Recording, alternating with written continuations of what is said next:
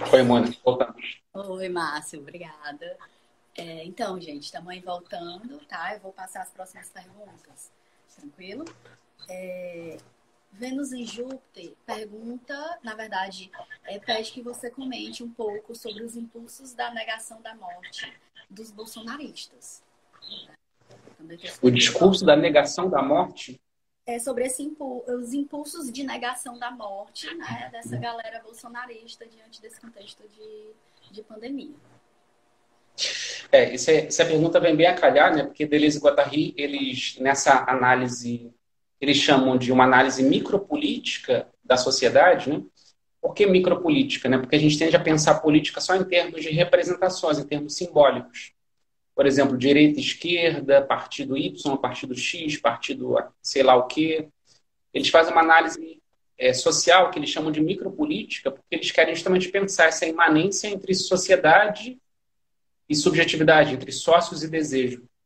Então, eles vão dizer o inconsciente, o desejo, sempre investe as formações sociais. Então, por exemplo, se nós temos um mundo capitalista, é porque nós desejamos esse mundo capitalista. Eu sei que para muitos de nós, que somos de esquerda, que somos contra o capitalismo, isso pode soar estranho, assim, pode soar até ofensivo. Como assim nós desejamos o capitalismo? Sim, porque nós desejamos as máquinas capitalistas. Nós desejamos os objetos do capitalismo. Nós desejamos tudo aquilo que o capitalismo nos oferece. O capitalismo mexe com o nosso corpo. Por isso que a gente deseja o capitalismo.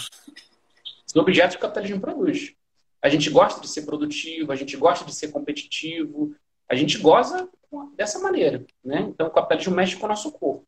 Mas, como eu falei, isso não significa que a gente também não traça linhas de fuga o tempo todo. Até as pessoas mais capitalistas, às vezes, sem perceber, elas traçam linhas de fuga, nem que sejam nos seus sintomas, nem que sejam nos seus sofrimentos. Então, Deleuze e Guattari mostram que a análise social tem que ser uma análise micropolítica, para a gente perceber o desejo, o nosso desejo, como é que o nosso desejo investe as máquinas sociais. Então, esse é um primeiro ponto. Isso é uma análise imanente micropolítica dos sócios, do social. Bom, aí quando a gente se defronta com o bolsonarismo, não só agora na pandemia, mas nos últimos 2, 3, 4 anos, desde que Bolsonaro virou, desde 2016, né, que ele virou candidato, naquela coisa terrível que foi o impeachment da Dilma, o golpe no Brasil, a gente fica assustado, assim, como esse cara saiu da onde, assim, né? Bom, a gente sabe que ele veio dos porões da ditadura, né? Isso diz muita coisa, né? Como é que isso está acontecendo, né? Como é que as pessoas podem desejar o Bolsonaro? Então, eu diria que não me parece que os bolsonaristas negam a morte, me parece que os bolsonaristas desejam a morte. Teve uns 2, 3 dias atrás que passou um vídeo que eu vi na internet acho que foi no domingo, né? Alguns jovens bolsonaristas carregando um caixão na Avenida Paulista e dançando, segurando um caixão, né? Então, veja, eles não estão negando a morte, eles estão desejando a morte, né? O Bolsonaro tinha dito alguns anos atrás, né, que o Brasil só teria solução quando tivesse uma guerra civil no Brasil e morressem 30 mil. E veja, a atitude do Bolsonaro é uma atitude muito clara de que ele quer que as pessoas morram. Então, o Bolsonaro ele é um agente da morte. Então, a grande questão é assim, por que a gente está desejando a morte? Né? Porque não é só o Bolsonaro, se fosse só o Bolsonaro seria fácil, o problema é que são milhões de pessoas no Brasil que desejam a mesma coisa. Né? Então, isso é mais delicado, né, da gente perceber por que a gente está desejando a morte. Né? O Deleuze e Guattari tem um texto, está no Mil Platões, eu sugiro assim, para quem quer entender um pouco esse contexto atual do Brasil, do bolsonarismo, desse desejo de morte, que se chama Micropolítica e Segmentaridade, do qual eles vão analisar, eles vão fazer uma análise micropolítica sobre o fascismo. Eles falam muito sobre o fascismo em diversos momentos da obra deles, falam no Antiédipo também, mas falam também nesse texto, em particular, do Mil Platões. Né? Onde eles vão dizer que o fascismo, estranhamente, olha que análise curiosa deles, né? O fascismo ele tem a ver menos com as estratificações, menos com o totalitarismo, mesmo com o desejo do igual, do mesmo, e sim com um desejo de mudança. Ou seja, o fascismo, o nazismo, segundo eles, tem a ver com as linhas de fuga. Só que são linhas de fugas que aceleram rápido demais, que desmancham o território sobre o território rápido demais. Porque lembra que eu falei com vocês que o desejo, que o corpo sem órgãos tem a ver com a morte? Que a pulsão tem um limite à pulsão de morte? Pois é. Então, essa pulsão como linha de fuga tem como limite a morte. Como é que a gente faz para a gente conjurar a morte? É simples, é só continuar seguindo a linha de fuga, ou seja, manter a linha de fuga. Quando a gente mantém a linha de fuga, isso é a vida, isso é o desejo. Então a gente está sempre num processo de transformação, mas a gente nunca passa, digamos assim, a gente não quer a explosão das coisas, né? Agora, quando a gente acelera rápido demais, a gente quer a destruição. E veja, no Brasil, nos últimos anos, em virtude de todo o discurso da mídia, de criminalização da esquerda, de criminalização do PT e do Lula, se produziu um desejo de mudança. Só que uma mudança radical. Uma mudança radical, uma mudança de tudo isso que está aí. É claro que o Bolsonaro tem muito a ver com tudo isso que está aí, né? Política tradicional e tudo mais. Mas há no Bolsonaro um desejo de morte, um desejo de destruição do Brasil, dos brasileiros, né? Tão forte, que isso reverbera o desejo das pessoas, né? Então, o bolsonarismo ele é uma clara manifestação de uma patologia social, patologia no sentido de um tipo de sofrimento que é inadequado, né? Que é equação para os modos de vida, onde a vida não se sustenta, né? É uma patologia social de cunho fascista, né? Que, por sinal, a gente tem que pensar numa sintomatologia mais ampla, numa cartografia mais ampla. O mundo inteiro está caminhando para uma coisa fascista, né? Temos o Trump nos Estados Unidos, o Orbán na Europa, a Itália também, né? Tem uma série de movimentos no mundo que estão caminhando para essa coisa mais do fascismo, né? Bom, uma hipótese que a gente pode pensar, que eu frequentemente penso, é que talvez justamente porque o capitalismo está chegando no seu limite, é que estão aparecendo essas soluções doentias, essas soluções patológicas, tal como o bolsonarismo no Brasil. Ou seja, porque a gente sabe que a gente precisa mudar, mas a gente não sabe exatamente para onde, ou até sabe, mas a gente tem medo de ir até lá, que essas soluções patológicas aparecem, né? Então, como uma negação da morte, mas que, na verdade, na prática, é uma produção da morte. Sim. Vênus em Júpiter ainda comenta, né, quando você estava falando do corpo sem órgãos, né, sobre o fim desse mundo, como comenta o Zizek, né? E a Versus também ainda, quando você estava comentando sobre o corpo sem órgãos, discutindo a questão do corpo sem órgãos como pulsão de morte, né, faz o seguinte comentário: substituir a anamnese pelo esquecimento, a interpretação pela interpretação. E aí, em seguida, nós temos uma pergunta de crise.ge, né, que pergunta o que vocês diriam sobre os psicanalistas que ainda negam o contexto onde os sujeitos se produziram. Acho que começando pelo final, né, acho que os psicanalistas que tentam negar o contexto histórico, social, eu não sei nem se eles são psicanalistas, assim, sinceramente, assim, porque os textos de Freud... o Lacan tem uma frase famosa que diz, né, que o psicanalista, se ele não estiver à altura do seu tempo, ele não deve ser psicanalista. Então, o psicanalista tem que estar à altura do seu tempo, à altura da sua contemporaneidade. Se ele não estiver à altura da sua contemporaneidade, do seu tempo, ele desiste de ser psicanalista. Além disso, o Freud ele tem análises históricas, né? Ele diz no texto sobre análise leiga, né, onde ele defende que pessoas não médicas sejam psicanalistas. Ele diz que a formação do psicanalista passa por bibliotecas, passa pela literatura, passa pelo estudo da filosofia, passa pelo teatro, ou seja, passa pela rua, passa pela cidade, passa... Freud não diz que passa pela escola de psicanálise, né? Ou seja, passa pelos psicanalistas, mas não passa necessariamente por uma escola, por uma institucionalização, por uma escolarização. Muito pelo contrário, Freud fala que passa pela cidade, pelos sócios, né? É quase um passeio do esquizo, né? Só que na formação do psicanalista. Então, o psicanalista, para se formar, ele tem que ser um pouco esquizo, ele tem que passear. E, obviamente, tem que estar à altura do seu tempo, né? Então, Freud, ele é alguém que está sempre analisando o contexto social. A pergunta anterior era o que mesmo, Mona Lisa? Como é que era? Os dois anteriores são comentários, né? O primeiro comentário é sobre o fim desse mundo, o segundo comentário de Zizek, né? E o outro comentário é substituir a anamnese pelo esquecimento e a interpretação pela interpretação. Eu acho que essa deve ser substituir a interpretação pela experimentação, né? Que é uma frase que o Deleuze e Guattari sempre repetem. Né? Então, é isso, né? Experimentação, eu gosto de pensar sempre que é experimentação científica, por exemplo. Os cientistas fazem experimentações. Não há ciência sem experimentação. É por isso que a psicanálise está sempre avançando. Porque a psicanálise tem experimentações. Experimentações conceituais, experimentações práticas. O clínico no consultório está sempre experimentando intervenções. Então é necessário. Não é, não é simplesmente negar a interpretação. A interpretação tem o seu lugar, né? Porque o simbólico passa por interpretação. Trocar uma palavra por outra, né? Mas, fundamentalmente, talvez a interpretação seja, no fundo, desde sempre, experimentação. Experimentação com as palavras, de como é que as palavras marcam o corpo, de como é que as palavras nos afetam. Por isso a literatura, né? A literatura lida muito mais com a experimentação do que com a interpretação. O Guattari fala no livro dele com a Sueli, né, que é o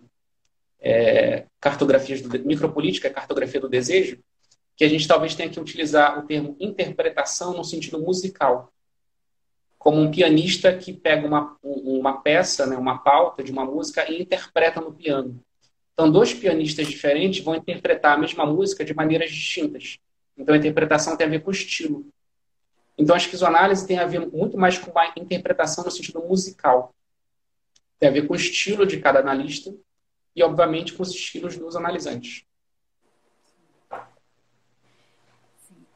Continuando com as perguntas, Márcio, Gerliane 7 pede sugestões de livros que possam ajudar na melhor compreensão da esquizoanálise. Né? Assim, se você quiser sugerir agora e também depois passar uma lista para nós estamos publicando na bio. Né? O que os participantes sugerem, a gente faz uma listinha e disponibiliza lá na bio. Certo. Você acha melhor falar agora? Ou... Não, pode falar, fica à vontade.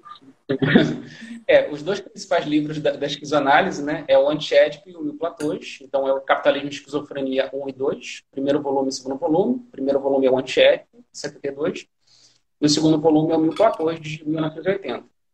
São livros enormes, livros difíceis, e logo não são uma boa introdução à esquizoanálise. Mas são os principais livros da esquizoanálise, mas não são boas introduções, né? Eu acho que uma boa introdução à esquizoanálise é esse livro do Guattari com a Sueli Ronick, que é Micropolíticas, Cartografias do Desejo, que é a viagem de Guattari ao Brasil, a Sueli ciceroneando o Guattari viajando o Brasil inteiro. É um livro muito interessante, mas também difícil, porque Guattari é um autor difícil, às vezes um pouco confuso também, mas é um autor riquíssimo, um gênio, né? É uma boa introdução, porque é um livro que você pode passear no livro, ir, voltar, vai na parte que te interessa. Um outro livro que é bom também, que é o Diálogos, que é com Deleuze e a Claire Parnay. Falando aqui das produções nacionais, eu gosto muito de um livro já clássico da Sueli Ronick, que é o Cartografia Sentimental, Transformações Contemporâneas do Desejo. É um livro que eu gosto muito. Muito simples na maneira de transmitir a esquizoanálise. Tem um livro agora do nosso amigo Domênico, lá da Federal de Goiás, que eu esqueci o título do livro dele, mas depois eu posso passar o link com o título completo, que é um livro muito sistemático, né? Muito bom. O Domênico é excelente, foi um professor há muitos anos atrás, eu gosto muito dele. Produções nacionais, bom, tem o Peter Paul Pelbart, da PUC São Paulo. Tem um autor que é pouco conhecido, mas que foi meu professor no meu pós-doutorado lá na PUC São Paulo. Eu fiz um pós-doutorado em Psicologia Clínica na PUC São Paulo com a Sueli Ronick. E o que mais me marcou lá, né, tive aulas com a Sueli Ronick, tive aulas com o Peter Pelbart, né, então o núcleo de estudo da subjetividade da PUC São Paulo foi o lugar onde a esquizoanálise meio que nasceu academicamente no Brasil, além do Gregório Barenblit, lá de Belo Horizonte, Saidon e outros, né, a PUC São Paulo foi um lugar importante, né, Sueli, Ronick e Peter, né. Eu tive aula lá com o João Percy Schiavon, que é um psicanalista lacaniano, que trabalha com Deleuze e Guattari. E ele tem um livro agora que saiu pela N-1, que se chama Pragmatismo Pulsional, que eu recomendo profundamente. Assim. Agora, é um livro de esquizoanálise profundamente psicanalítico. Assim. Quem lê parece só psicanálise, digamos assim. Mas é esquizoanálise, porque ele vai no sentido que eu penso também que a esquizoanálise é fundamentalmente uma psicanálise, uma transformação estrutural da psicanálise. Mas depois eu posso mandar links de outros livros, artigos, textos, que possam interessar e possam ser uma boa introdução à esquizoanálise. Tá, te agradecemos. O R. Goss passa aqui para a gente o título do livro do Domênico, né, que é Psicologia, Política e Esquizoanálise, né? Ótimo. E também tem outra indicação aqui, Léo Leal está indicando o livro do Roberto Machado, Deleuze, a Arte e a Filosofia. Abraço aí para o Léo, um grande amigo, foi meu colega na UERJ. A gente tinha um grupo lá na UERJ, né, muitos anos atrás, né, não vou falar o tempo, senão a gente vai revelar a nossa idade, e a gente tinha um grupo autogestionário em esquizoanálise na UERJ. Né? Então, na UERJ a gente não tinha professor de esquizoanálise. Quando a gente entrou, o professor de lá se aposentou, que era o Cid Cortez, e nós, alunos, criamos um grupo autogestionário em esquizoanálise. Né? Porque, enfim, a gente tem que inventar, né, dispositivos, né? Isso é bem próprio da esquizoanálise. Continuando as perguntas, né? Lucas S. Araújo pergunta qual seriam as implicações do trato institucional da esquizoanálise, né? O que você acha do surgimento da figura do esquizoanalista enquanto identidade? Não seria uma contradição? Bom, eu acho, sim, bastante estranho, assim, esse nome esquizoanalista. Por isso que eu prefiro dizer, assim, porque identidade tem a ver sempre com formas de captura social. E a gente sempre é capturado socialmente, né? Nos capturam como homem e mulher, nos racializam também, né? Os negros são racializados, mas também, né, de maneira indígena, os brancos também, né? Embora o branco seja invisibilizado enquanto raça. A sexualidade é identificada, né? Heterossexuais, homossexuais, assexuados, bissexuais, transexuais, né? As identidades estão se multiplicando, inclusive como resistência a esse processo de assujeitamento por parte da identidade. Mas a sociedade tem identidades, né, um efeito da linguagem que nos captura. Né? Então, a identidade é sempre um processo de captura pela linguagem. E quando a linguagem captura, facilmente as máquinas reais, sociais, nos exploram. Então, por exemplo, eu sou professor, isso é uma captura. Quando eu digo assim, sou psicólogo, isso é uma captura. Quando eu digo sou psicanalista, isso é uma captura. Então, frequentemente, eu brinco com alguns amigos, né, que às vezes eu tenho vergonha de ser psicanalista, né? Porque tem muitos psicanalistas que falam coisas tão absurdas que eu fico com muita vergonha, né? Mas, às vezes, eu também tenho vergonha de ser professor. Ser professor de uma universidade federal, às vezes eu tenho vergonha. Por exemplo, com esse ministro da Educação que está aí, às vezes a gente tem vergonha, né? Tem vergonha de ser brasileiro, com esse governo que está aí. Tenho vergonha de ser um homem, no sentido de homem, né? Gênero masculino. E às vezes eu tenho vergonha de ser humano, né? Diante do que a gente faz com os outros animais, com a vida na Terra, né? Dá vergonha. Então a identidade nos captura, né? Então, Deleuze e Guattari não negam isso, não negam que existe identidade, não negam que exista a linguagem e não negam que exista a captura. A captura existe. Mas eles propõem, como eu falava para você, sempre a ideia da linha de fuga, de como é que a gente pode escapar dessas capturas para criar uma outra coisa. Então, desse ponto de vista, é inevitável que nós utilizemos os extratos. A linguagem é um extrato. Então, utilizar o termo esquizoanálise é inevitável para a gente poder nomear uma prática outra de experimentação. Que não é qualquer experimentação. Como eu falei, experimentação no sentido científico. Tem protocolos, tem conceitos, tem horizontes. Tem horizonte, um horizonte teórico. A esquizoanálise tem um horizonte teórico, tem livros, tem uma base teórica muito complexa, muito bem feita, inclusive. Não é qualquer coisa a esquizoanálise, né? Então, assim, com as pessoas se intitularem esquizonalistas, eu particularmente penso o seguinte, eu acho que, por um lado, isso é inevitável, na medida que a pessoa, isso se identifica, né? E a gente sabe como o processo de identificação em psicanálise ela é um processo complicado, né? Mas as palavras também servem para isso, para nos identificarmos e identificarmos as coisas. Então, acho perigoso a identificação com a esquizoanálise ou ser esquizonalista. Acho perigoso. Mas, como diria Foucault, tudo é perigoso, a vida é perigosa. Né? A gente tem que ter prudências, né? Mas viver é perigoso. Então, eu diria assim, há um perigo disso. Mas agora a gente pode saber usar isso. Né? A gente pode saber usar os termos esquizoanálise, o termo esquizonalista, com cuidado. Né? E às vezes sentindo vergonha também. Eu também fico com vergonha de dizer que sou deleuziano diante de algumas coisas que os deleuzianos falam, fazem por aí. tem muito deleuziano e dito esquizonalista que faz coisas que eu sinto vergonha. Tudo bem. Eu também tenho vergonha de ser homem, psicanalista brasileiro e tantas outras coisas. Então, é só um cuidado, é só uma prudência. Para que a gente não diga assim que a esquizoanálise é isso, a esquizoanálise é aquilo, né? É mais ou menos como a gente interpreta, né? Eu estou falando, por exemplo, aqui como eu interpreto, no sentido musical, a esquizoanálise. Nós temos aqui mais uma sugestão de livro, Márcio, que é Metafísico da Mistura, que está sugerindo Arrastões na Imanência, do Orlandinho. Ótimo. Orlandinho é uma referência fundamental ao pensamento deleuziano no Brasil. Sim. Aí a próxima pergunta é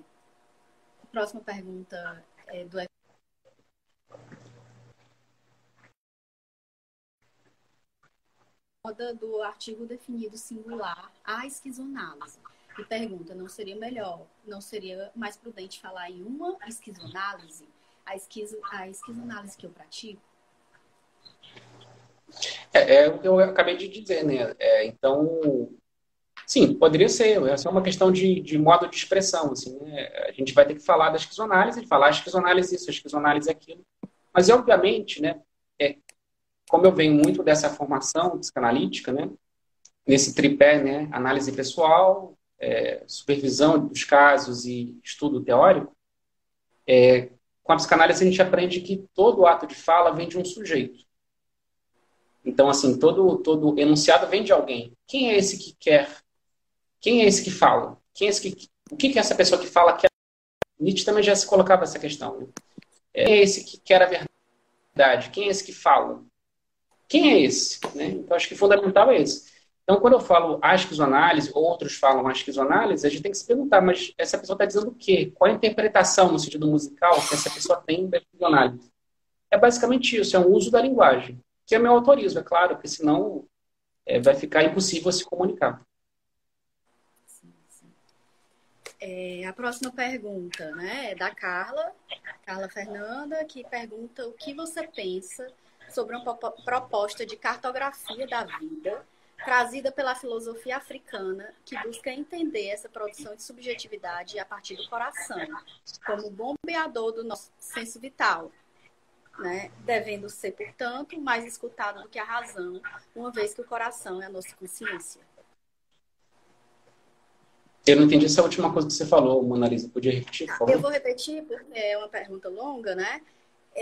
Ela está perguntando o que é que você pensa da cartografia da vida trazida pela filosofia africana, né? Que vai buscar entender a produção de subjetividades pelo viés do coração, né? Considerando o coração como o bombeador do senso vital, né? E que deve, assim, ser mais escutado do que a razão, visto que o coração seria a nossa própria consciência. Bom, escutando assim, eu concordo inteiramente, embora eu não conheça essa cartografia, né? Conheço muitos, né, leio muitos autores que pensam as questões negras, né? Fanon, Mbembe, Djamila Ribeiro, diversos outros, que não necessariamente estão na esquizoanálise, mas que dialogam muito com Deleuze e Guattari, né? O Achille Mbembe dialoga super com Deleuze e Guattari, com a esquizoanálise. Mas sim, eu acho que o pensamento africano ele nos traz coisas muito importantes, né? Quando eu fui professor substituto na Universidade Federal Fluminense, em Niterói, entre 2011 e 2013, eu e um professor lá, nós criamos uma disciplina sobre Exu, para discutir as histórias de Exu, Exu, que é o orixá do candomblé, o orixá das encruzilhadas, né? Para discutir a subjetivação africana e para pensar Exu, acima de tudo, como mito. Né? Porque, por exemplo, a psicologia clínica pensa o Édipo como mito. Um mito que nos ajuda a pensar a subjetividade ocidental. E a gente propunha naquela época, né? Mas por que não pensar Exu como um mito para repensar a subjetividade? E a gente deu 2 disciplinas, que foram disciplinas que os alunos gostaram muito, que a gente experimentou muito, gostamos demais, para pensar isso, assim, outras histórias não ocidentais, histórias africanas e iorubá, para pensar a subjetividade. Então, quando você fala, por exemplo, do coração, né? Bonito, poético, e não é metafórico, né? Para mim isso é literal mesmo, né? o coração como máquina, conectado com o corpo, conectado com a vida, conectado com outros corpos. Eu acho que o que falta muito ao nosso pensamento ocidental é levar mais em consideração o corpo.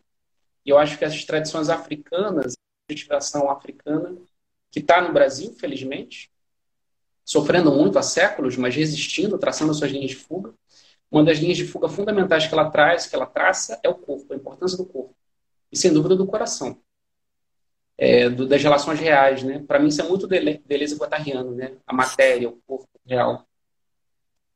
Eu acho que a gente tem muito que aprender com a subjetividade negra nesse sentido. Sim, só corrigindo aqui, né, que a Carla me corrige que não é uma cartografia, é uma cardiografia, né, uma cardiografia da vida. É muito legal. É uma outra cartografia. Aí o Davidson faz uma pontuação aqui, né? Estar à altura no tempo e espaço significa também abandonar leis epistemológicas circunscritas espaço-temporalmente. Né? Não há como acreditar que estamos em Viena ou em maio de 68.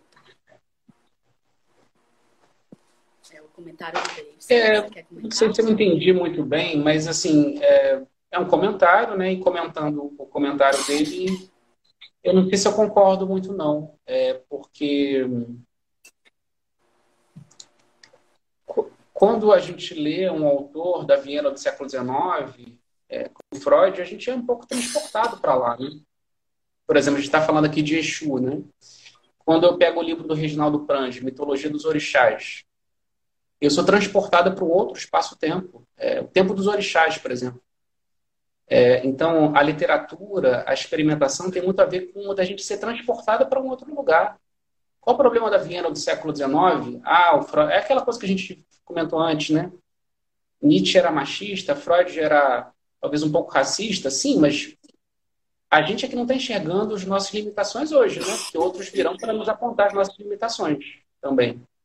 Então a gente tem que ser talvez menos preconceituosos e ingressar em outras formações sociais, em outras formações desejantes. E eu acho que voar mesmo, navegar, talvez. Não sei se foi bem esse sentido que ele falou, mas eu acho que cartografar implica sempre viajar, né? É uma viagem, Deleuze e Guattari sempre dizem isso, né? As linhas de fuga têm a ver com viajar. Viajar no espaço-tempo. E, é claro, se abrir a outras epistemologias, sim. Epistemologia 20, que acho que tem muitas coisas valiosas para nos ensinar, mas também epistemologias indígenas, epistemologias africanas, epistemologias oceânicas, que eu não conheço, outras epistemologias.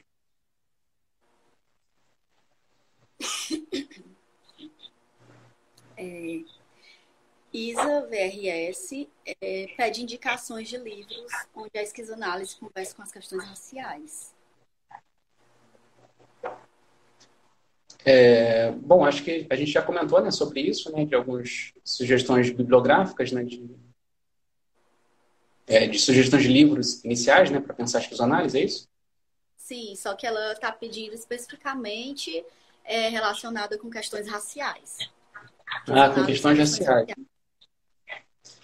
Isso é uma boa pergunta. Isso é uma boa pergunta. Eu, particularmente, eu tendo a... Deve ter, assim, mas eu, particularmente, não estou lembrando agora. Posso depois dar uma pesquisada e passar para vocês aqui. Mas eu diria o seguinte, por exemplo, eu já citei aqui o Achille Mbembe, né? O Achille Mbembe, ele cita bastante Deleuze e Guattari. Porque a esquizoanálise, primeiro, que ela tem um gosto pela diferença, né? A prática esquizoanalítica. Ela não é uma escola. Por exemplo, tem muitos psicanalistas que só gostam de estudar psicanálise. Porque, como eu falei, a partir de Freud, me parece complicado isso, né? O psicanalista tem que estudar um pouco de tudo. Mas tem psicanalistas que só estudam não só psicanálise, como só estudam a psicanálise da sua própria escola. E é ainda mais complicado ainda, né? Agora, a esquizoanálise não. A esquizoanálise é um tipo de prática sem preconceitos. Eu diria, assim, eu digo por colegas, assim, que eu conheço do Brasil, né? A gente estuda um pouco de tudo, né? Então, as questões raciais, né? Os autores que discutem essa questão racial, para nós, né? Eu diria, para mim, para muitos colegas, né, que trabalham com a esquizoanálise, é, acima de tudo, uma prática de se defrontar com outras pesquisas, que não necessariamente citam Deleuze e Guattari. É estudar outras coisas. Ou seja, estudar outras cartografias.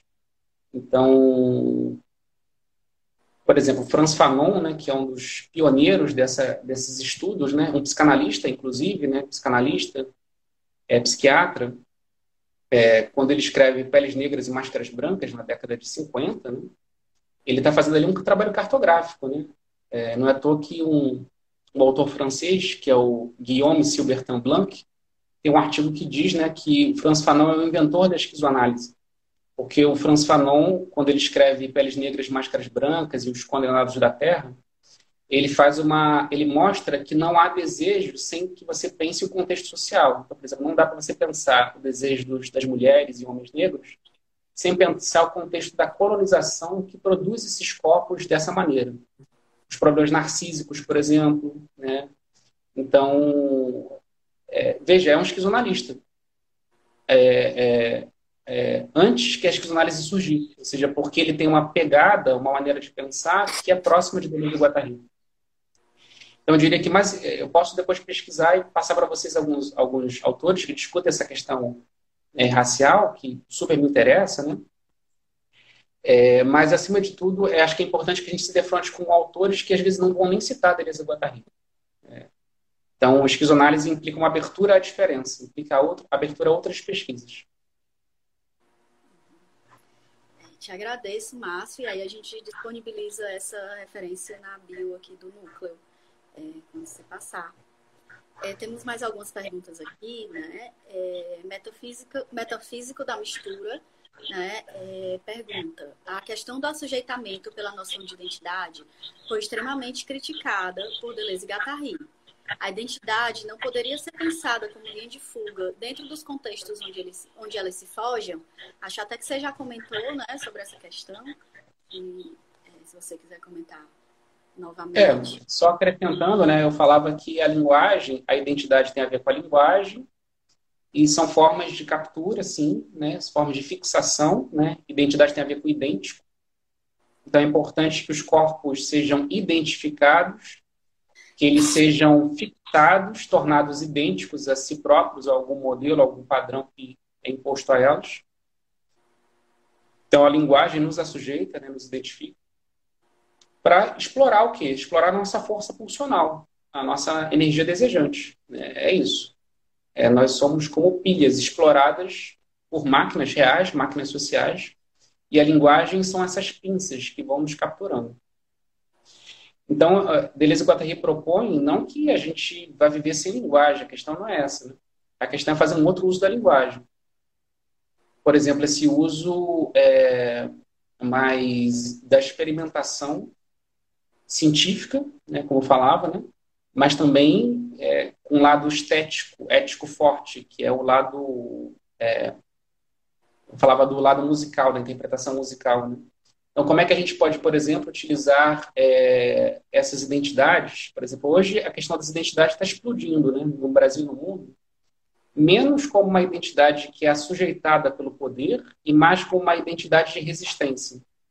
Então, as mulheres cada vez mais se afirmando como mulheres e feministas, as negras e os negros se afirmando como negros, né, para resistir a essa raça que parece que não existe, mas que existe, e a sujeitos negros, que é a raça branca, o branqueamento e a branquitude. Os indígenas se afirmando enquanto indígenas para negar a subjetividade branca, a civilização. Os transexuais, os homossexuais, os bissexuais, para negar esse assujeitamento da heterossexualidade. Então, a questão da identidade hoje está muito mais uma identidade de resistência.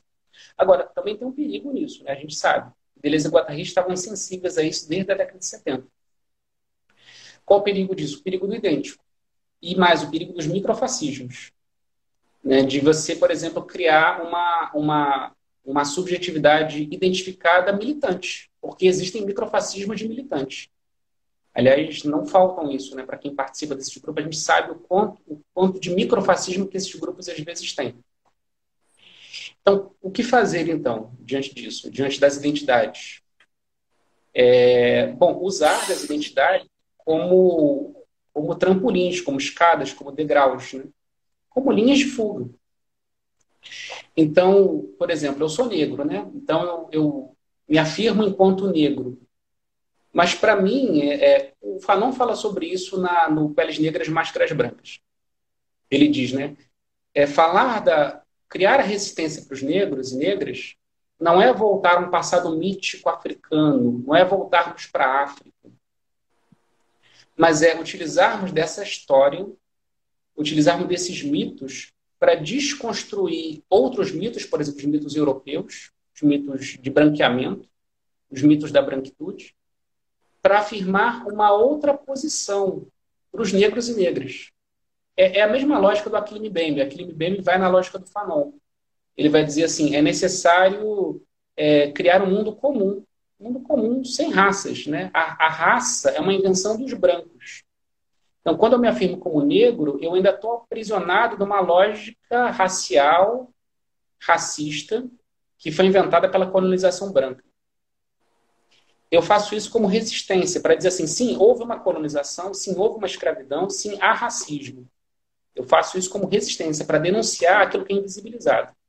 Mas, ao fazer isso, eu não posso criar um novo gueto, eu não posso criar uma separação, né?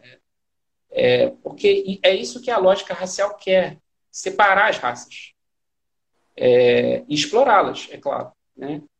Então, eu não posso ter a mesma lógica do colonizador, a lógica racial. Então, eu uso da identificação com a raça negra, uma raça subalternizada, como um caminho de transformação. É o que o Deleuze e Guattari vão chamar de devir, os devires minoritários. Então, quando eu digo devir mulher, devir criança, devir negro, devir animal, as diversas formas de devir são formas de... Devir significa transformar-se, né? Então, mesmo eu não sendo animal, eu posso entrar em devir com animal, porque o devir animal não tem por meta ser um animal. Porque quando eu entro no processo de devir, a meta, que é um objeto que está lá no final, que eu busco, por exemplo, ser animal, ele se transforma no processo. É como aquela ideia que eu falei do ponto de fuga, que seria a convergência das linhas de fuga. Conforme eu vou caminhando, o ponto de fuga muda. Por exemplo, se eu estou caminhando numa paisagem, tem a linha do horizonte. Por exemplo, eu estou buscando a subjetividade negra. Qual é o meu horizonte? Eu estou estudando, por exemplo, pensamento africano, Yorubá, Candomblé. Ok, muito legal. Vou caminhar até lá. Essa é a minha meta. O pensamento é africano, Candomblé. Eu caminho até lá, mas quando eu caminho até lá, o horizonte já mudou. Quando eu chego lá no terreiro, quando eu faço a cabeça, ou qualquer outro processo que eu passe nessa experimentação, o horizonte já mudou. Quando eu avanço, o horizonte já mudou. É isso. Então, a meta da subjetivação negra é caminhar, é o devir. Não tem meta. Não é voltar para a África. É criar uma outra coisa, um futuro que eu não sei qual é, que não sabemos qual é. Então, eu diria, usar das palavras e das identificações e das identidades como meios para um devir que é real. O caminhar é real, o devir negro é real.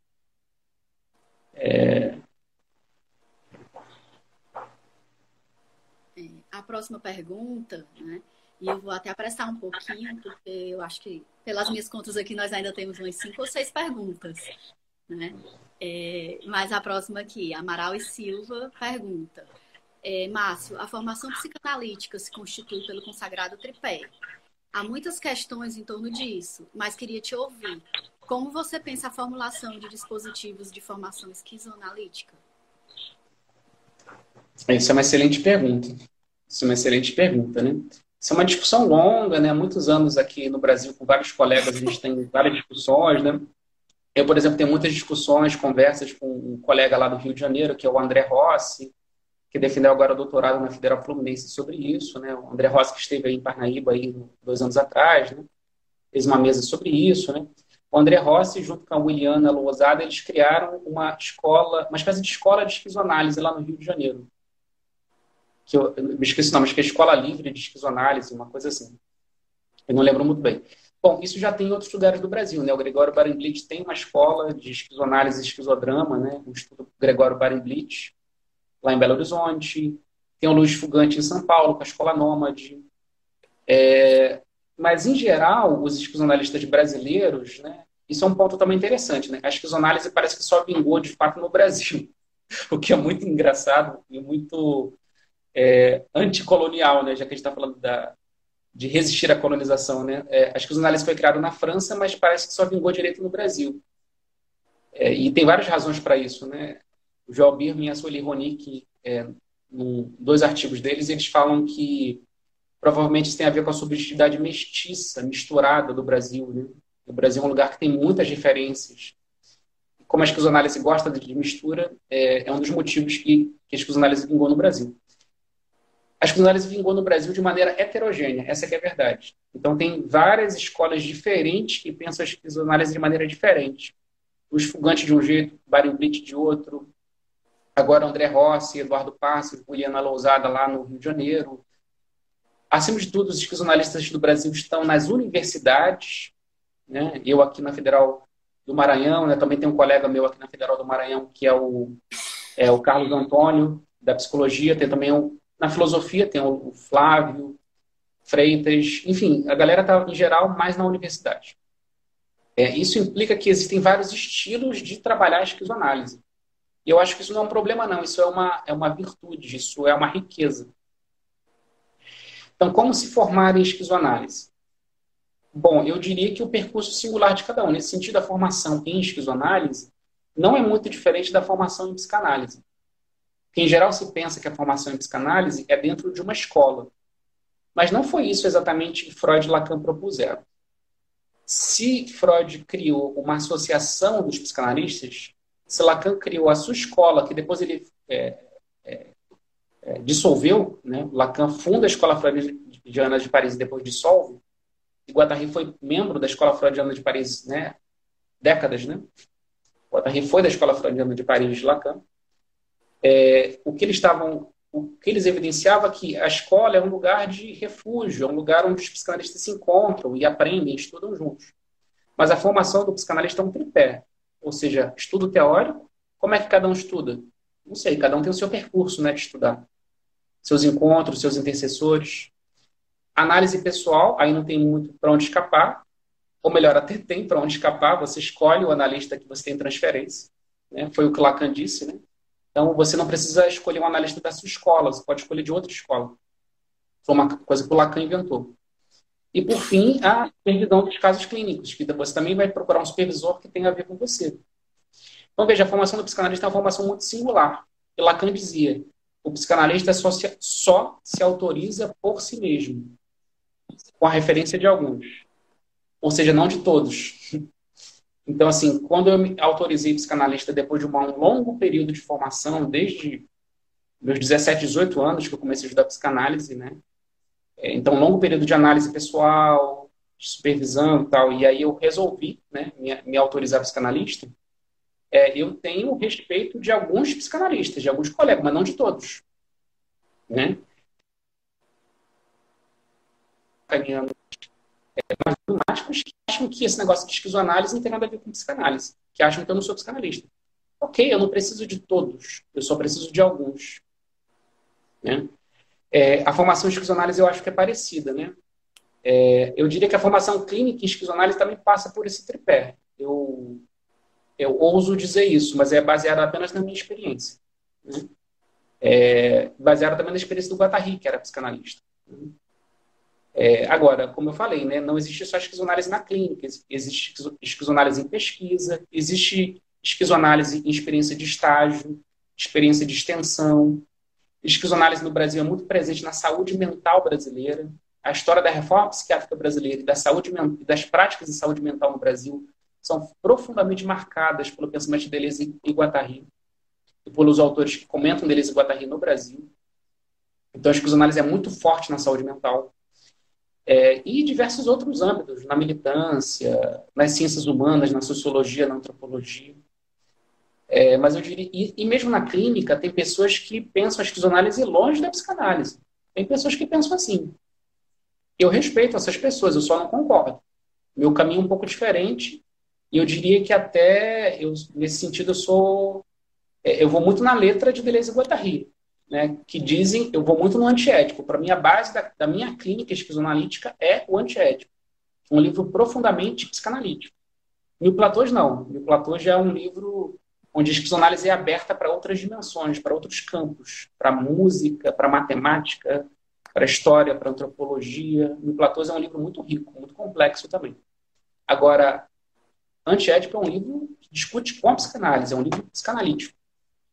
E é no Antiédipo que eu fundamento a minha clínica esquizoanalítica. E, obviamente, na obra de Freud e Lacan, que também fundamentam a clínica de Guattari, né, a teoria de Deleuze e Guattari, com restrições, é claro, né, porque quando a gente lê um autor, a gente não precisa ser fiel do autor, né, a gente pode fazer a crítica do autor. Eu posso gostar de Mbembe e fazer a crítica de Mbembe, eu posso gostar de Deleuze e Guattari e fazer a crítica de Deleuze e Guattari, né? A gente está trabalhando com ciência e não com religião, né?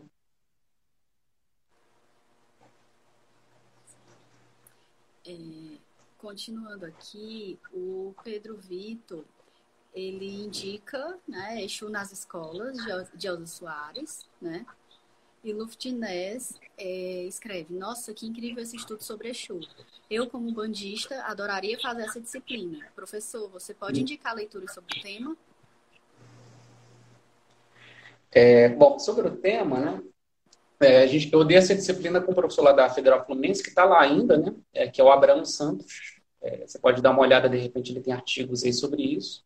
Eu acho que depois o Abraão ele saiu um pouco dessa coisa do candomblé e foi mais para a questão dos negros e negras mesmo, né? Das questões étnico-raciais. Eu dei essa disciplina, mas depois minhas pesquisas não foram para aí, porque eu tive que focar mais na questão da clínica, da psicanálise, né? Então, a gente tem que focar um pouco, não dá para estudar tudo, né? Mas eu gosto muito A gente trabalhou muito naquela época, em 2012, com o livro do Reginaldo Prandi, que é um sociólogo da USP, que se chama Mitologia dos Orixás. O Reginaldo Prandi tem muitos artigos e muitos outros livros sobre pensamento iorubá, sobre candomblé.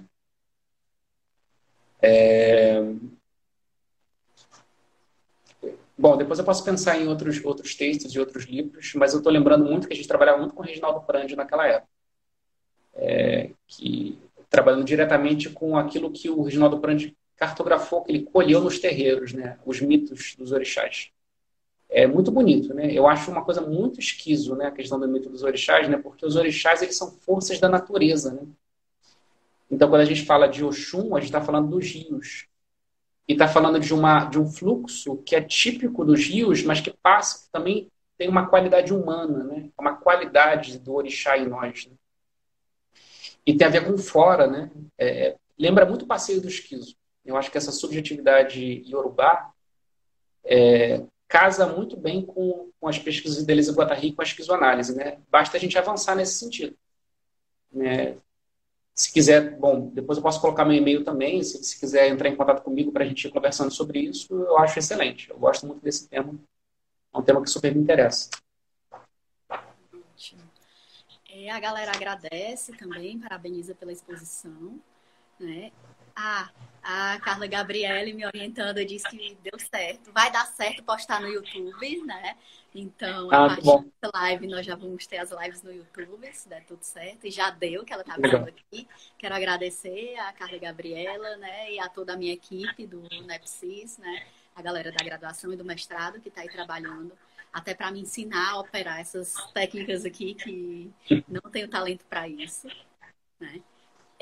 O Davidson esclarece, né, quando ele colocou a questão sobre tempo e espaço e a necessidade epistemológica de ressignificar temporal e espacialmente as nossas teorias, porque não estamos em Viena nem no maio de 68, ele esclarece que a afirmação não foi nesse sentido, Márcio.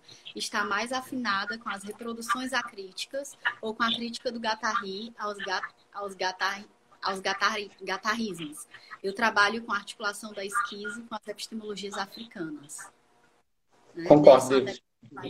Eu acho que isso tem mesmo, né? Eu acho que transformar Deleuze e Guattari num deleuzianismo, um Guattari numa nova escola, eu acho isso muito complicado. Assim. É uma coisa que eu constantemente converso com muitos colegas que são esquizonalistas, é isso. Assim, a gente pode até criar um grupo de esquizonálise, um grupo de formação que seja, mas a gente tem que tomar muito cuidado para a gente não criar uma doutrina, para a gente não criar dogmatismos, para a gente não criar toda aquela coisa de grupo que o Guattari, que participava muito de grupos, ele criticava, né?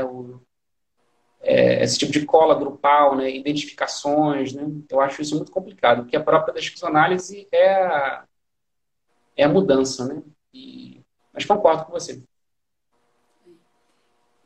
A Luiz Cel comenta aqui, professor, gostaria que comentasse sobre as potências do corpo neste contexto. O que pode um corpo em confinamento, fora de alguns estratos do trabalho, da universidade, etc. Questão super contemporânea. Que pode um corpo no confinamento, né? É uma boa pergunta. É uma boa pergunta. Olha, eu só tenho uma coisa que está ecoando na minha cabeça já há algumas semanas, há uns 2 meses, né? Desde quando começou essa coisa do coronavírus na Europa. Porque inicialmente eu via na China e me parecia que era uma gripe oriental, como já teve H1N1, gripe suína, gripe aviária, que ia ficar lá pelo Oriente e não ia se expandir no mundo inteiro como uma pandemia.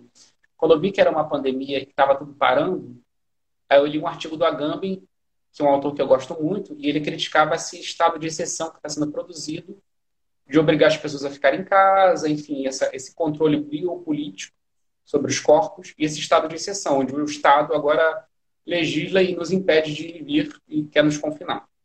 Inicialmente eu concordei com a Agamben sobre isso. Mas depois eu lembrei, né, depois quando eu vi a epidemia avançar, a pandemia avançar, eu lembrei muito de um autor que o Agamben gosta, que é o Walter Benjamin, particularmente no tese sobre o conceito de história, né, sobre o conceito de história, onde o Benjamin fala da importância e até da necessidade de interromper a história, de parar a marcha do progresso. E eu comecei a achar muito bom assim, tudo isso. É claro que as mortes são terríveis, ninguém quer que as pessoas morram, pelo menos não quero, eu não quero, não tenho essa política da morte, não. Acho que o importante é a vida, né? Mas também que vida, né? Porque a vida que o capitalismo produz, esse gerenciamento biopolítico, como mostra o Achille Mbembe, é uma grande necropolítica, né? Aliás, Foucault já dizia isso no História da Sexualidade, volume 1, que esse governo da vida, no fundo, produz morte como nunca. As guerras do século XX, onde foi quando a biopolítica mais alcançou seu domínio, mataram milhões.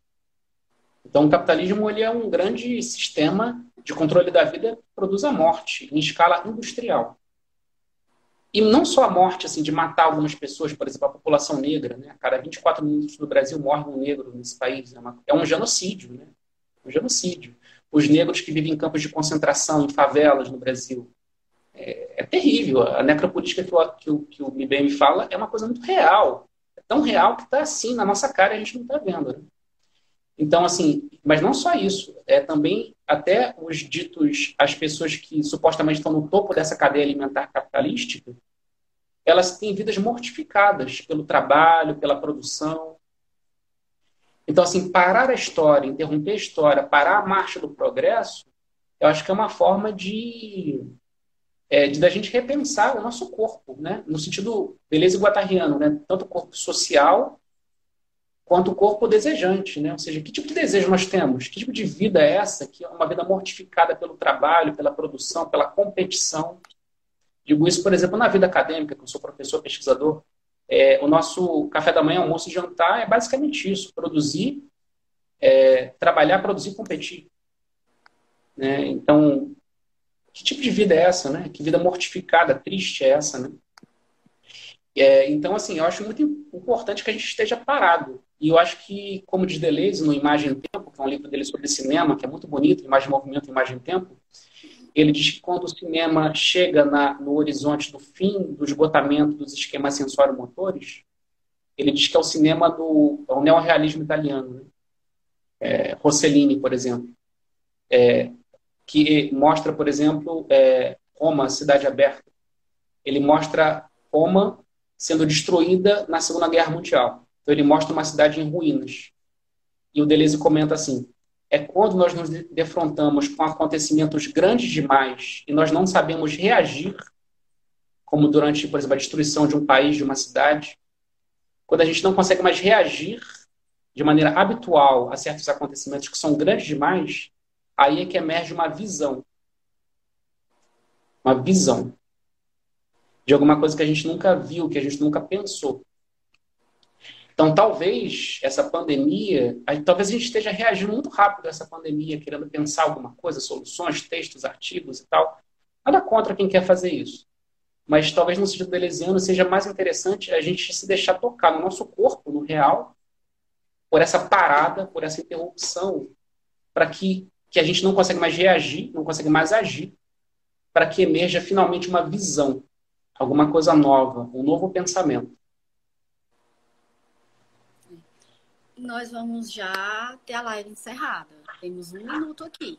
E ainda temos algumas questões. E aí, Márcio, eu jogo para ti aí a bola para dizer se a gente abre outra, se a gente encerra por aqui. São muitas questões, Mona Lisa? Tem algumas. Acho que umas. Vamos fazer, então, mais meia horinha só? Pode ser? Pode ser. Né? Eu vou lendo aqui. Eu também estou gostando da discussão, tá bem legal. Pois é, tem rendido. Geralmente a gente fica no final da segunda live e entrando na terceira, algumas vezes. Né? Sim. Guilherme faz umas indicações de bibliografia aqui, né? Sobre relações raciais e esquizoanálise, ou melhor, em diálogo com o legado de Deleuze e Guattari Foucault, a trilogia do Mbembe, né? Abraço aí pro Guilherme. Guilherme vai estar com a gente bem em breve também.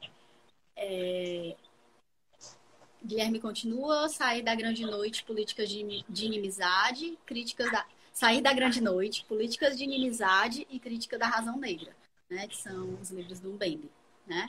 Crítica da Razão Negra, o capítulo 6, A Clínica do Sujeito é um ótimo começo, também sugere Guilherme. Davidson sugere a pesquisa do Lucas Veiga, né, esquizoanálise e questões étnico-raciais, né? E o Guilherme sugere o Lucas Veiga com Descolonizar a Psicologia, né? A galera agradece também a participação.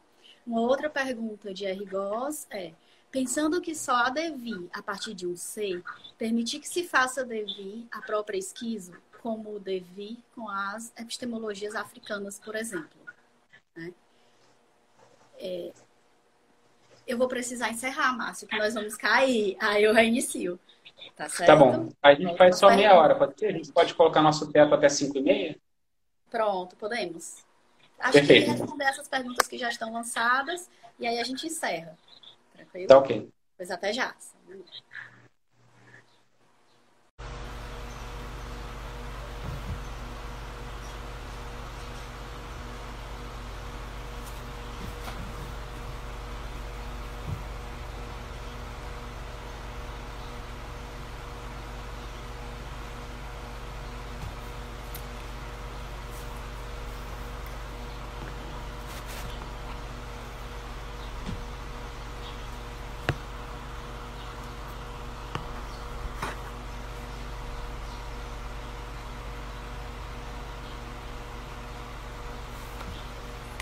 Então, estamos voltando, gente, aguardando aqui o Márcio voltar para responder as perguntas. Pronto. Oi, Márcio. O Márcio já está de volta aqui, só aguardando a solicitação.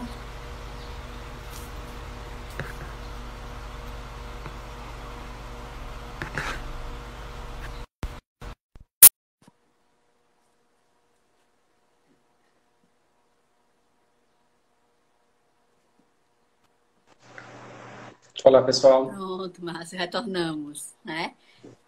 Cajuína pergunta se ainda é possível mandar perguntas. Nós limitamos o tempo, né? Em meia hora. Se for possível responder nesse tempo, com certeza. Né? Retomando aqui as perguntas, né? Na verdade, as afirmações da galera. O Davidson aponta. A ousadia com prudência de fazer com Guattari e Deleuze o que Deleuze fazia com os autores. Fazer um filho monstruoso por trás em Deleuze e Guattari para extrair outros possíveis. Eu acho que isso seria o ideal. Se a gente pudesse fazer isso com eles, seria maravilhoso, né? Eu acho que é assim que a gente aprende, né? A gente tem que aprender com os nossos mestres e ir além deles, né? Então, sim, fazer isso com eles, sim. Sim. Rob Noronha, 2020, Pergunta: você vê ligações entre a desconstrução de Jacques Derrida e a esquizoanálise? A desconstrução do Derrida com a esquizoanálise? Isso. Olha, eu conheço pouco o pensamento do Derrida, mas eu acho ele muito interessante. Tenho vontade, quando eu tiver tempo, em outro momento, de estudar profundamente o pensamento derridiano. A desconstrução, gosto muito da uma autora que é derridiana, né, foi discípula do Derrida. Eu gosto muito, que é a Beatriz Preciado, que virou Paul Beatriz Preciado.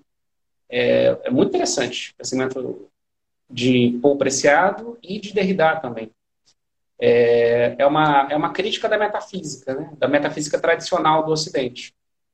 Uma metafísica da identidade, né? Derrida vai beber lá em Heidegger. Diferente do Deleuze, que vai pensar essa crítica a partir de outros autores, como Bergson, Spinoza, Nietzsche. Mas Nietzsche também influenciou muito Heidegger, então tem uma... Derrida também gostava do Nietzsche. Derrida também comentou muito Freud, né? Tem muitos artigos do Joel Birman sobre Derrida, que eu recomendo muito, são muito interessantes, né? Tem uma coisa do Derrida, né, que ele vai pensar que a escritura, ele vai fazer uma crítica à tradição fonológica do Ocidente, à tradição da palavra, e vai pensar muito que a subjetividade, o pensamento, ele é escritural. Então, uma escrita do corpo. E aí o Joel Birman comentando isso, né, comentando os textos de Derrida sobre Freud, vai falar muito sobre o inconsciente que é feito de marcas, um inconsciente que é feito de traços. Então, as experiências que nós passamos pela vida marcam o nosso corpo e criam uma espécie de ideograma físico no nosso corpo. Então, existe, parecido com a ideia do corpo sem órgãos, de Deleuze e Guattari, né? São relações reais com as máquinas. As máquinas marcam esse corpo. O nosso inconsciente, então, é feito dessas marcas.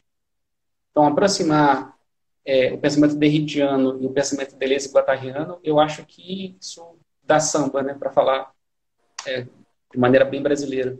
Eu acho muito interessante e sugiro esses artigos do Joel Birman sobre o pensamento de Derrida. Continuando, né, sobre a questão da identidade, já perguntada e que você já respondeu, né, metafísico da mistura, pontua, né? Agora, no momento que foi respondida, né? Porque a temporalidade aqui das interações é outra, né? Você entrou na pedra de toque, isto é, a identidade cristalizada de certos grupos que agenciam a resistência, negros, indígenas, mulheres e etc., que podem escapar para essas posturas microfascistas ou até fascistas. Aí, continuando, né? Metafísico da mistura prossegue. A questão é como criar espaços de resistência sem serem articulados por essas noções de identidade. O como, né? O como é sempre não sei se o mais difícil, né? Mas o como, para mim, é sempre... por um lado, o mistério, né? Mas, por outro lado, é aquilo que a gente tem que fazer, né? O como, né? A prática. O Deleuze e Guattari falam muito sobre isso, né? De que o verbo, assim, né? O verbo... Não é bem verbo, né? Mas, assim, a palavra que melhor exprime a esquizoanálise seria o como funciona. E não o que é alguma coisa, né? Então, a gente não tem que pensar o que é um grupo militante, mas sim como funciona um grupo militante. Um critério que Deleuze e Guattari sempre colocam, um critério ético-político para pensar os processos, a produção, seja a produção social, seja a produção desejante, o critério é o critério da abertura à desterritorialização, ou seja, abertura ao caminhar, a abertura à mudança. Desterritorializar naquele sentido bem físico, né, de caminhar em direção o caminho, o passeio do esquizo, caminhar mesmo, né? Ou seja, mudar o território. Você caminha, o território está mudando. Então, quando um grupo é aberto à desterritorialização, quando um grupo é aberto à mudança, quando um grupo é aberto a se transformar, isso é um bom critério ético-político. Por isso que eu dizia que a gente tem que tomar cuidado com grupos de formação esquizoanálise que não estão abertos a isso, a mudança.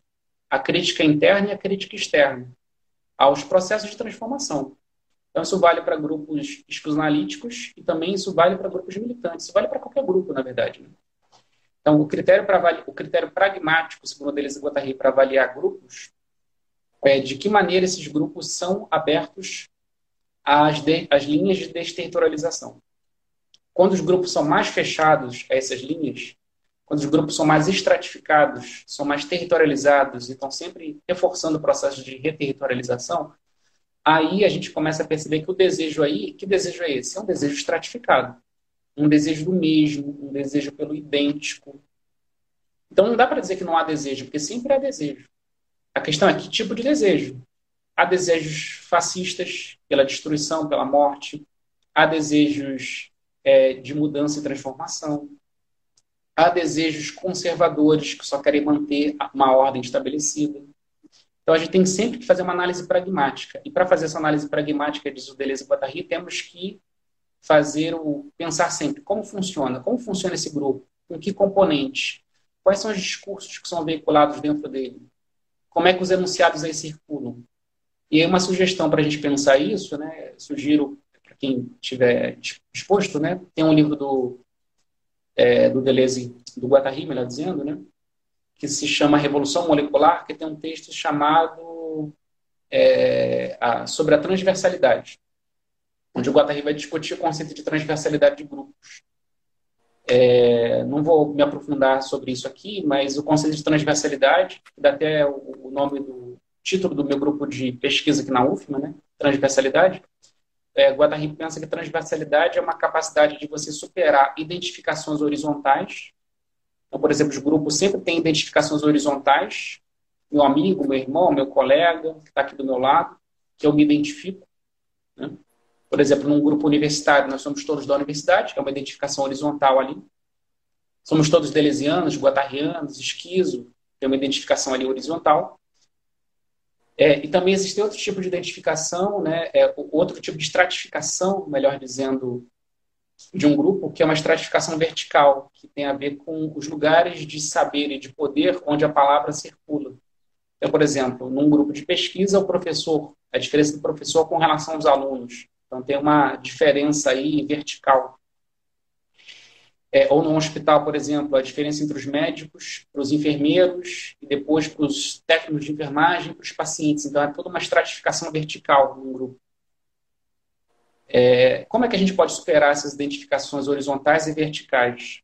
Essas estratificações na comunicação horizontais, imaginárias, para dizer como Lacan, e verticais, simbólicas, de lugares de saber e de poder. Guattari propõe por uma transversalização, uma linha transversal de comunicação, que, segundo ele, é uma linha real. Então, ele tentava fazer isso em Laborde. Como é que ele fazia isso em Laborde? Aí são as experimentações do Guattari, né? O que ele fazia na clínica de Laborde? O médico, tudo bem, o médico é médico, mas o médico também pode trabalhar na horta. O paciente, o usuário lá, o psicótico está internado em Laborde. Laborde é um hospital psiquiátrico, né? Diferente, vanguarda, mas é um hospital psiquiátrico, né? E a gente pode, né, questionar uma série de coisas a partir daí.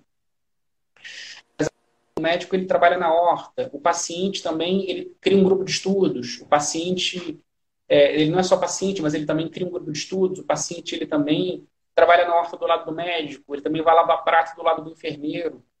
Então, esse movimento dos grupos, então o Guattari, em Laborde, ele fazia isso. Ele criava grupos e dissolvia grupos.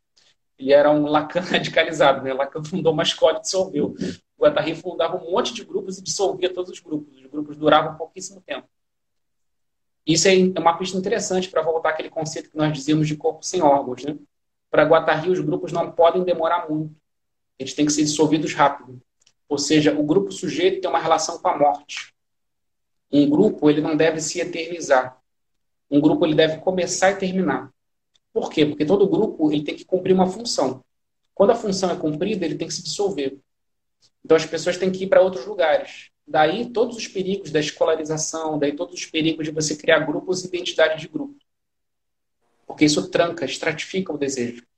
Então, a ideia da transversalidade é que seja um grupo de passagem, basicamente. É uma coisa que eu sempre falo para meus alunos, assim, olha só, vocês não estão aqui na universidade para sempre. Nem eu, que sou professor, estou. Então, assim, estamos sempre de passagem. Então, a gente tem que passar pelo grupo, mas também tem que estar em outros lugares. Eu sempre falo para meus alunos assim, olha, estejam aqui estudando Deleuze e Guattari, mas estudem outras coisas também. Não fiquem só estudando Deleuze e Guattari de maneira bitolada, não. Estudem outras coisas. Participem de outros grupos. Isso é bom, isso enriquece. Então, é isso, né? Que os corpos consigam circular em outros grupos. Que a palavra consiga circular. Que os grupos não sejam eternos. Possa ser mais livre, mais inventivo, que ele se transforme.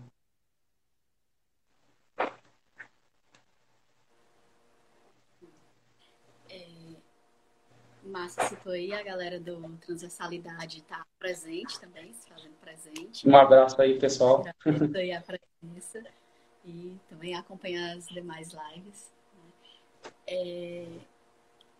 Crisálida Rodrigues, né, sugere a obra Introdução a uma Poética da Diversidade, do Eduardo Assan.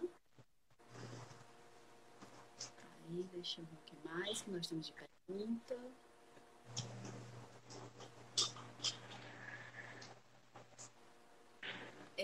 Mais uma pergunta.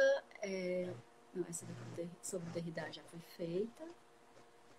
Carla pontua a importância de sair da lógica do universal trazida pelo Ocidente para uma lógica pluriversal.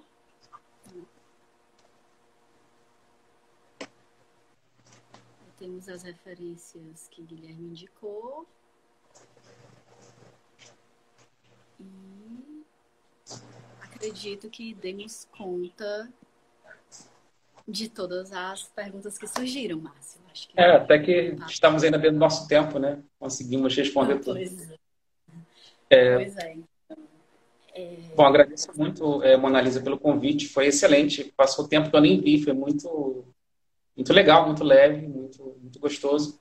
Agradeço também a todos aí que entraram, né, na live, que participaram, que escutaram, que se transformaram, que contribuíram também, né, com a nossa discussão, que enriqueceram, né, a nossa discussão, com uma discussão muito legal. Agradeço muito a você pelo convite e a todos que participaram. Eu quero te agradecer também, Márcio, mais uma vez, dizer que é um prazer recebê-lo aqui, ter mais esse espaço de diálogo com você. Agradeço a contribuição que você está trazendo aqui, colaborando com o nosso núcleo de pesquisa, né, de estudos e pesquisas, que é o NEPSIS, né? Muito obrigada pela parceria. Agradeço a todas e a todos também que estão presentes, né? Lembro a todos e a todos que o projeto NEPSIS na quarentena, ele vai continuar durante toda a quarentena. Então, nós temos encontros às terças e às sextas, sempre às 15 horas. Na próxima sexta, dia 17, né? Quem vai estar conosco aqui no nosso encontro é o Pedro Vitor Modesto Batista, o Pedro que sempre está aqui acompanhando também, né? Pedro que vai falar sobre comunidade terapêutica e hospitalidade, a questão do estrangeiro, né? E essa semana, especialmente, nós vamos ter uma live extra, que vai ser quinta-noite, né? Que eu vou estar falando nessa live. Fui convidada pelo Negrati, agradeço o convite, né? Vou estar junto com o Bruno Everton, discutindo, né? O tema da minha fala será invenções de si em tempos de pandemias.